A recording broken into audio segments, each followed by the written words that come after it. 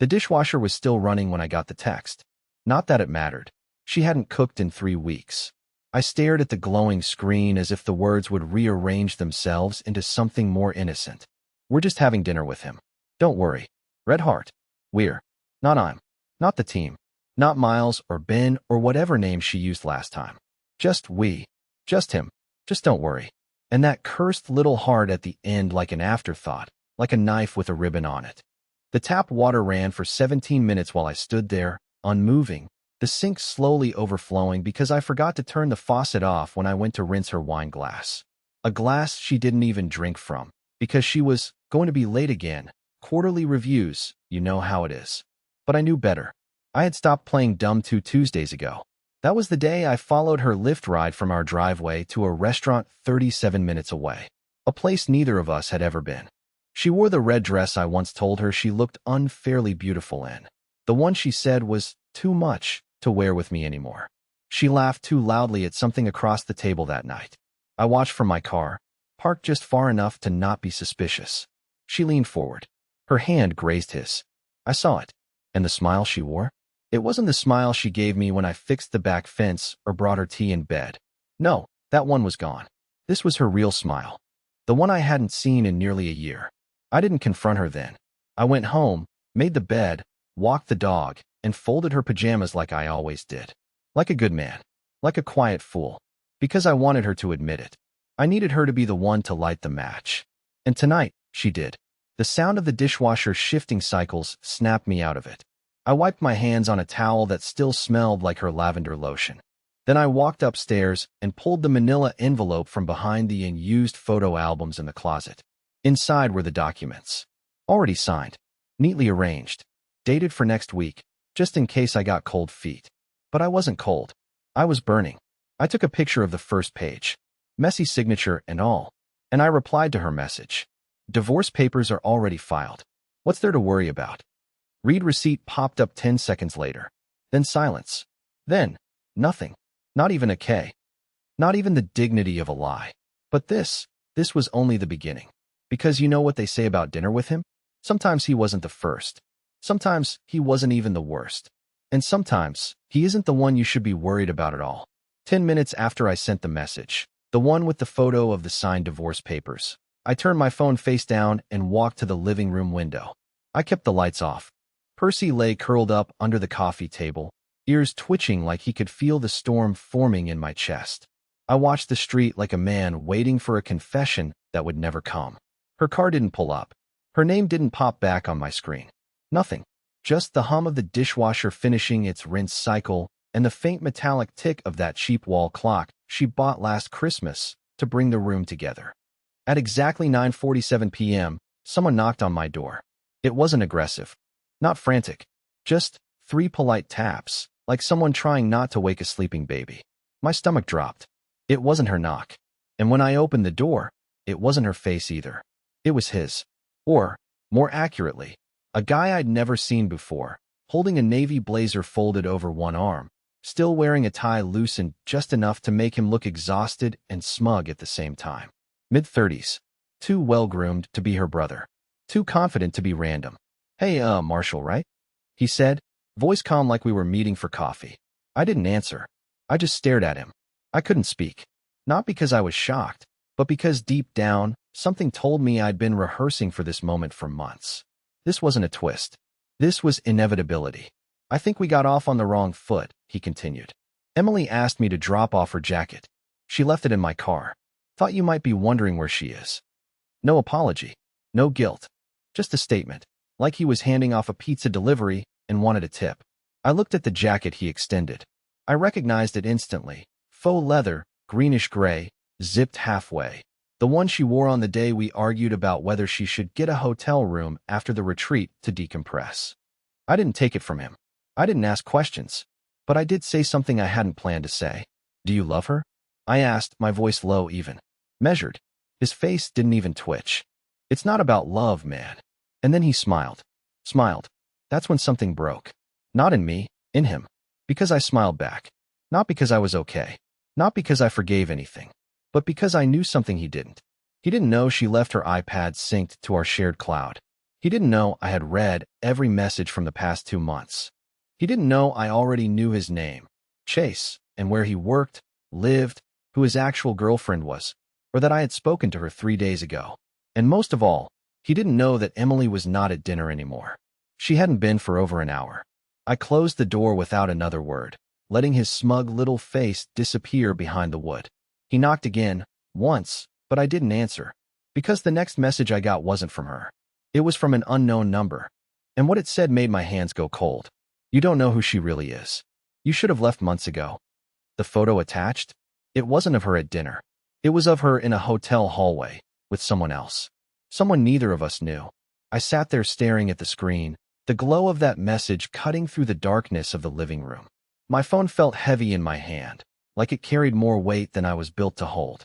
The photo was grainy, but unmistakable. Emily, leaning against a beige hotel hallway wall, her hair down in waves I hadn't seen outside of weddings and anniversaries, smiling that same smile she used to give me when I was still her center of gravity. But it wasn't the smile that made me sick. It was the hand on her waist. A man's hand, not Chase's. Different build, different skin tone, someone entirely new. For a moment, I couldn't breathe. I wanted to believe it was staged, some cruel prank, but I knew better. There was no mistaking the curve of her jaw, the outline of that same greenish-gray jacket, now unzipped, hanging loose like she had no need to hide anymore. This wasn't just another dinner. This was a pattern. And suddenly, all the missing hours, the excuses, the late-night calls, the mysterious networking trips, they weren't single betrayals. They were chapters in a book I hadn't realized she'd been writing behind my back. I read the text again. You don't know who she really is. You should have left months ago. The words crawled under my skin. My first thought was, who sent this? Chase. Unlikely. His arrogance told me he wasn't the type to warn me. A coworker? A stranger? Or maybe the most terrifying option. Someone else who had been burned by her. Someone who wanted me to know I wasn't alone in the wreckage she left behind. Percy barked suddenly, snapping me out of my spiral. He stood at the door, hackles raised, like he sensed something outside. I hesitated before pulling the curtain back, but the street was empty except for Chase's car, now idling across the road. He hadn't left. He was waiting. For what, I didn't know. My hands trembled as I locked the door, then sank into the couch, staring at the message thread with Emily. Her last text, so casual, so smug, was still pinned there above my response. And beneath it, that photo from a stranger, the timestamp proving it was taken less than an hour ago. I thought about calling her, demanding answers, but I stopped myself. What good would it do? She'd lie. She'd twist it. She'd gaslight me like she had every other time. No, I needed to wait. To listen. To collect myself. Because if she walked through that door tonight, I'd have to make a choice I wasn't ready to make. But then my phone buzzed again. Same unknown number. No photo this time. Just 5 words that made my entire body go rigid. She's not coming home tonight. And in that instant, I realized something even darker. Whoever this was, they knew her better than I did. I didn't reply. I didn't call. I didn't move for what must have been 10 full minutes. I just stared at that message, letting those 5 simple words circle around my head like vultures. She's not coming home tonight. And what gnawed at me most wasn't the betrayal. It was the certainty in the way it was written. No hesitation. No guesswork. This person knew. That meant Emily wasn't improvising anymore. She was following a plan, one I hadn't been invited to. I stood up slowly, walked to the kitchen, and poured a glass of water I wouldn't drink. My hands gripped the counter to stop the trembling. I had already filed the divorce papers. I had already confronted her, technically, but I still felt unfinished. Hollow, like I had removed a bullet from my chest only to realize there was another buried deeper. It wasn't just the cheating. It was the years of lies that bled out of it. The emotional vacancy. The manipulation disguised as love. I was married to someone who mastered the art of slowly erasing me. Then my phone buzzed again. Another message from the same unknown number. Check your mail. The physical kind. I froze. For a second, I thought it was a threat, some veiled warning. But curiosity won out. I walked barefoot down the driveway, cold gravel pressing against my feet. The air felt wrong. Still. No wind, no movement. Like the whole world was holding its breath. I opened the mailbox, and inside was a plain white envelope. No name. No return address. sealed but slightly torn at one corner. I brought it inside, sat on the couch, and opened it like I was defusing a bomb. Inside were two photos, both printed on cheap glossy paper, slightly curled at the edges like they'd been handled too much. The first one, Emily and the man from the hotel hallway, not Chase, wrapped in each other's arms at what looked like a cabin porch, her hands in his back pockets, his chin resting on her head, snow on the ground, suggesting this wasn't recent. Maybe months ago, maybe during one of her retreats. The second photo was worse. It was a screen grab from a bank account, her name on the top, not our joint one, a separate account, one I had no idea existed. The balance, $82,194. The deposit history? Multiple payments from the same client, KMS Design Group. I didn't recognize the name at first, but something in the back of my mind sparked. Then I remembered. KMS was the consulting firm she claimed she freelanced for once in a while, when she wanted to save for a girl's trip. She told me they paid late, always in cash. That's why it never showed up in our taxes. But here it was. Clean. Direct deposit. Thousands at a time. And suddenly I realized something sickening. She wasn't cheating instead of working. Cheating was her work. I sat there, holding those photos, that bank printout, feeling my entire marriage recontextualize itself in front of me. Maybe it started as an affair. Maybe not. But at some point, this stopped being about emotion. This became about profit, strategy, control. Emily hadn't fallen out of love with me. She had outgrown the need to pretend she ever loved me at all. And just when I thought that was the worst of it, my phone rang. Not a message this time. A call. No caller ID. I hesitated for a second, then answered. A man's voice, deep and quiet. You don't know me, Marshall. But we've both been used by the same woman. And if you want to know what she's really capable of, you need to see what's in the safe under her office floor. Then he hung up. I didn't even know she had a safe. But I was going to find out. The office was the one room in our house I never entered without asking. It wasn't because I was forbidden. I mean, technically, it was ours. But Emily always had a way of making me feel like I was trespassing in her space. She'd say things like, "You'll mess up the alignment on the files," or "Just let me handle the taxes this year, babe." And every time I offered to help organize, she'd laugh and say, "You wouldn't understand my system." It sounded innocent back then. Respectable. Now I realize it was a cage she built and convinced me to lock myself inside. I stood in the doorway for a moment, letting my eyes adjust to the dimness. It smelled faintly of her perfume and printer toner. The desk was spotless, as always. The bookshelves, color-coded. The framed diplomas and awards. All for achievements she never once mentioned at dinner. It hit me then.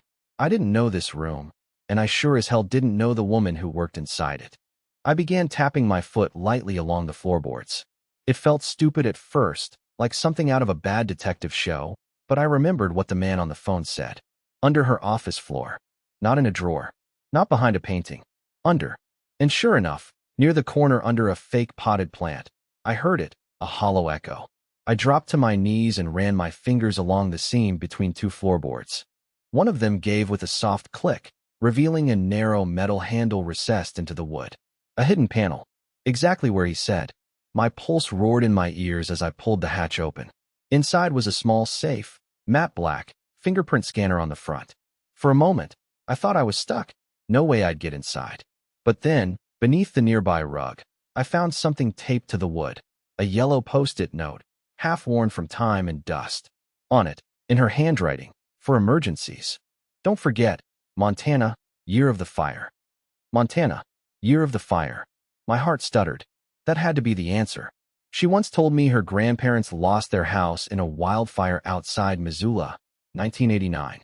She cried the night she told me, after too much wine. I remember because she said it was the first time she saw her father cry. I punched in 1-9-8-9. The lock clicked. The door swung open with a mechanical whir, revealing a stack of manila envelopes, a flash drive in a velvet pouch, and a burner phone sealed in plastic. No jewelry. No money. Nothing flashy. Just the kind of items that reeked of quiet, deliberate planning. I pulled out the top envelope. Inside were photographs. Not of me. Not of her and her mystery lovers. These were different. They showed contracts, corporate letterheads, signed NDAs, and what looked like invoices, all connected to something called Sable Arc Strategies. I'd never heard of it before, but several of the documents were marked as confidential, internal use only, and bore a logo I'd never seen. A minimalist black triangle surrounded by 3 concentric circles. At first, none of it made sense. But then I saw my name. Not just in passing. My full name. My social. My work address. My union ID number. Why would Emily have this? The phone buzzed again. Unknown number. The same man. You found it, didn't you? He said before I even said hello. What is Sable Arc? I asked. My voice was barely a whisper. There was silence on the other end. Then, you're not in a marriage, Marshall. You've been inside a project. She was paid to be with you. My legs buckled. I dropped back against the wall, the edges of the safe blurring in my vision. I wanted to scream. I wanted to laugh. I wanted to believe I was being pranked by some Reddit-obsessed lunatic. But deep down, I already knew. Emily didn't just cheat on me. She was never mine to begin with. I didn't know how long I sat there, crouched beside that open safe, the documents spread across the floor like the pieces of a dream I didn't remember having. Percy nudged his nose against my leg, whined, then walked away when I didn't move. I couldn't. My hands had started to go numb, not from fear. I was past fear, but from realization. She was paid. That line kept repeating in my head like a skipping record. You've been inside a project. I wanted to believe he meant it metaphorically, that Emily had used me emotionally, like so many do in messy marriages. But no, this wasn't metaphor. This was structure. Planning. There were too many documents, too many names, and too many signatures to be anything other than real. I opened the second envelope. Inside were printed emails, full conversations. Many were redacted, but some weren't. One thread was between Emily and someone named R.E. Sylvan from a domain I didn't recognize at ArcIntel. Group. The subject line made my stomach turn. Q client. M. Quaid. Psychological response testing schedule. Phase 2. I wasn't just being watched. I was being measured. Each email outlined some version of our life, broken down clinically, not emotionally. My reactions to financial stress. My behavior during conflict. Even my coping patterns after my father died 3 years ago. One bullet point read, subject displays high tolerance for emotional neglect and shows delayed confrontation patterns. Suggest increased exposure to staged betrayal stimuli for conclusive data. Staged betrayal. My wife kissing another man. Laughing too loud. Texting, don't worry. It was all intentional. Not just cheating, but calibration. They weren't trying to break me. They were trying to observe how I broke myself. And they chose me. Out of millions of men. They plucked my life off the shelf and decided it was malleable enough to serve whatever twisted metric this company, this Sable Arc, was tracking. I stared at the name again. I had never heard of them before, but I had a sudden urge to look them up. I opened my laptop, typed the name into a search engine. Nothing. Just real estate listings for a subdivision in Arizona. No official website. No social media. No press releases.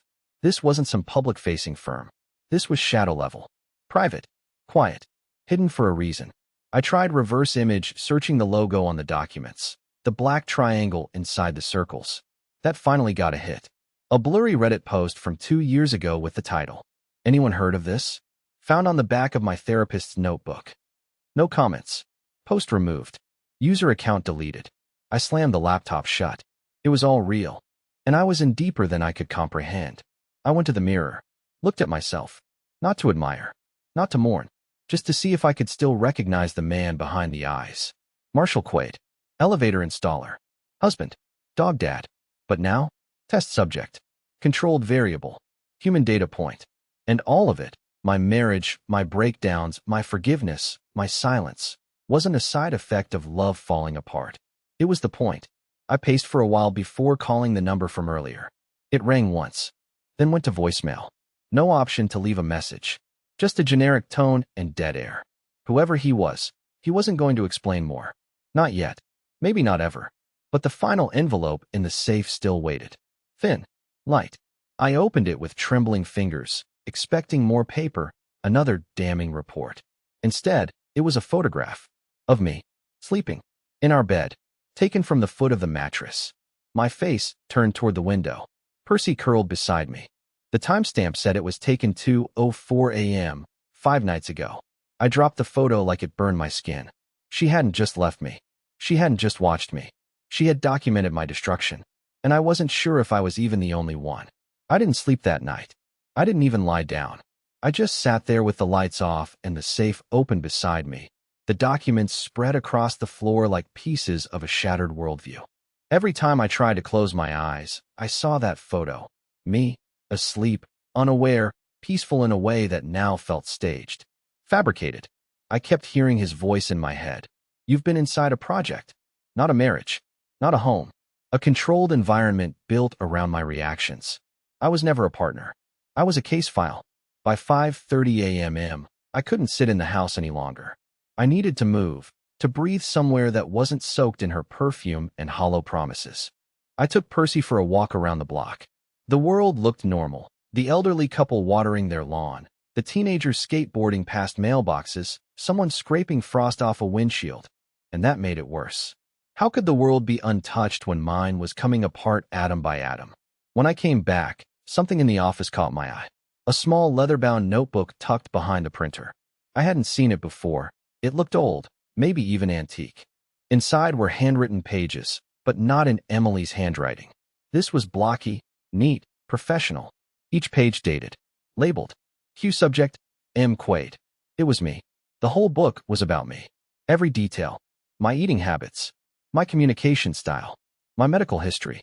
They had notes about how I grieved after my mother's stroke. Notes about my tendency to over-explain when anxious. Notes about my childhood. Things I'd only told Emily late at night, when I believed vulnerability was the currency of trust. I wasn't being spied on. I was being dissected. And then I turned to the last page. It was different. No dates. No metrics. Just a sentence written in all caps. If he finds the red room, end phase 3 immediately. I felt my stomach drop. I read it again. The red room? I had no idea what it meant. I'd never seen any room in this house painted red, or even remotely resembling something like that. Unless I bolted to the basement. It was unfinished. Concrete floors, storage bins, spiderwebs in the corners. Emily always said it creeped her out, so she never went down there. Or so I thought. I flicked on the light and began scanning for anything out of place. Most of the space was untouched, except one section behind the water heater. A freestanding utility shelf sat in front of what looked like drywall, but the shelf wasn't dusty like the others. It had been moved. Recently. I pushed it aside. There was a door. No handle. Just a thin groove in the drywall where a door had been flush-mounted. I pressed my palm against it and felt a slight give, and then it clicked open with a soft hiss. Like it was waiting. The room inside wasn't red. Not at first. It was white, sterile, glowing under soft LED panels. But on the far wall, there was a series of switches. I flipped the nearest one. The room lit red. Not with paint. With light. It was a red-lit surveillance room. Mounted screens. Recordings. Notes on the walls with dates, times, labels like Phase 2. Distance induction and target response. Night confrontation. On one screen, frozen in paused footage, was me. Pacing the kitchen 3 months ago, muttering to myself about groceries. I had been recorded from inside my home. Not just once. Constantly. Systematically. Everything I thought was private, every meltdown, every vulnerable moment, every whisper I thought was mine, had been fed through this room. I stumbled backward, knocking over a stool and catching myself against the wall. My breath turned ragged. I wanted to run. Call the cops. Burn the house down. But what would I even say? Hi. I just found a hidden lab in my house where my wife's been monitoring my sanity for a company that doesn't exist on the internet. I looked down. On the table below the screen, there was a file folder labeled Final Reaction Event, Initiated. Inside, a single sheet of paper. A date and time.